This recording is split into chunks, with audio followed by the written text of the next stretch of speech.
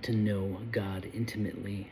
It's early in the morning here in New York, and I'm reading through Deuteronomy, which is a great book, but it's not the most exciting at certain points.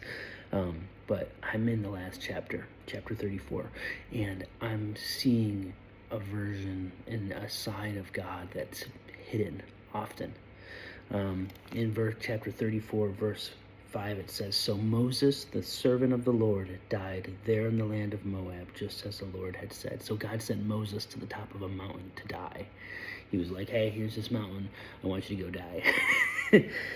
Then it says, verse 6, "The Lord buried him. The Lord buried him in a valley near Beth Peor in Moab. But to this day, no one knows the exact place." And then in verse 10 it says, "There has never been another prophet in Israel like Moses, whom the Lord knew face to face." There's so many stories of Moses, and oftentimes we look at his fear when he didn't want to go to Pharaoh, when he wanted to lay down that mantle. Or we think about when he ran from Egypt because he murdered somebody. Or we think about when he struck the rock instead of spoke to him. But regardless of the shortfalls we see, even though he wasn't able to come to the promised land, the Lord knew him so well. He curated a moment for his death.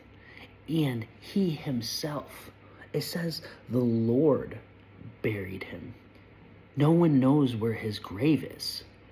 So Moses ascended this mountain, viewed all of these areas, and think of Moses' heart. If you spent your entire life leading people to a place, and the Lord said, "You're not allowed to enter," do you think you would be able to have the same joy, the same peace? Or would you have another moment of revolt against the Lord? I know I think I would struggle to spend my whole life bringing a people to freedom and then only not being able to see it because I made a mistake. Living under the law of grace, I think we're more familiar with mistakes and being okay after those things. But God said, "No, Moses, you can't go."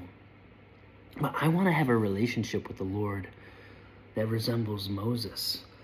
He literally had the king of the universe come down into the earth in some form and version to move his body. And did the Lord dig? Did he excavate the earth when he buried him? Like, it's so curious. And it just makes me want to know the Lord even more.